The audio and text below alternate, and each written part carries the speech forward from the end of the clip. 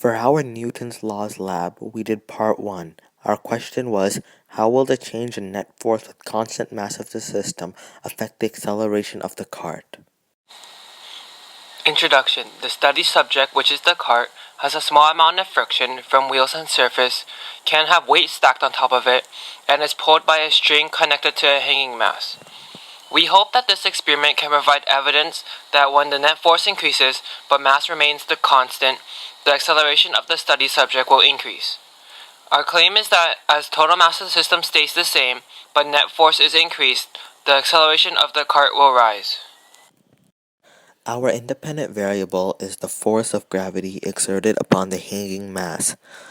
This value can be changed by moving mass from the cart onto the hanging mass, and these masses are pre-measured. Our dependent variable is the acceleration of the cart, which is equivalent to the acceleration of the hanging mass. This value is measured using a sensor, which is connected to the computer, which is able to analyze this data and give us the acceleration. Our control was the net mass, which was always equivalent to 1.5 kilograms. Our procedure. Step 1. Set up the laptop, sensor, cart, ramp, pulley, and any other required materials. Step 2. Place 1.35 kilograms on the cart and 0.15 kilograms as the hanging mass. Step 3. Allow the hanging mass to fall, which will cause the cart to accelerate. Step 4. Use the sensor to determine the cart's acceleration. Step 5. Repeat steps 3 and 4 2 more times for accuracy to determine an average acceleration. Step 6. Move 0.05 kilograms from the cart onto the hanging mass. Step 7. Repeat steps 3 through 5 more times to obtain analyzable data.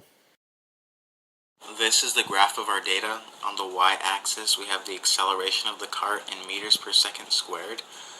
On the x-axis, we have the force of gravity on the hanging mass in newtons.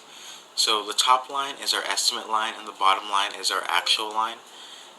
The actual will always be lower than the estimate because the estimate assumes that the pulley is frictionless, the rope is massless, and that air resistance is neglected. Our data supports our claim because the cart's acceleration is greater as the force increases. Some problems that we encountered with our procedure were that the sensor did not always give accurate results.